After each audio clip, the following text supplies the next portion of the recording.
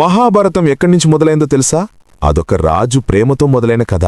హస్తినాపుర రాజు గంగాదేవి మొదటిసారి చూసిన క్షణం నుంచి చరిత్ర మారిపోయింది. హస్తినాపురం మహారాజు శాంతనుడు ఒకరోజు గంగానది తీరం వెళ్తూ ఉండగా అప్పుడు అతని చూపు ఒక దివ్య సుందరిపై పడింది. తానే గంగాదేవి. శాంతనుడు గుండె ఒక్కసారిగా ఆగిపోయినట్లయింది. ఆ రూపం, ఆ క్రాంతి, ఆ ప్రశాంతత, మానవలోకానికి చెందిన అందం అతని సొంతమవ్వాలని ఆశపడ్డాడు. గంగా కూడా అతని ప్రేమను అంగీకరించింది. కాని ఒక్క షరతు, నేను చేసే పని గురించి ఎందుకు, ఏమిటి అని ఎప్పుడు నన్ను ప్రశ్నించకూడదని చెప్పింది. దాన్ని రాజు ఒప్పుకున్నాడు. ప్రేమ గెలిచింది. కాలం గడిచింది.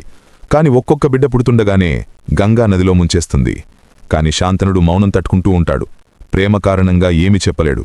అలా 8వ బిడ్డను ముంచేస్తున్నప్పుడు శాంతిని హృదయం తట్టుకోలేకపోయింది. ఆగమని అడక్కూడదు, మాట ఇచ్చినా అడిగేస్తాడు. గంగా చిరునవ్వు నవ్వుతూ అక్కడి నుంచి ఆ బిడ్డను తీసుకొని వెళ్ళిపోతుంది.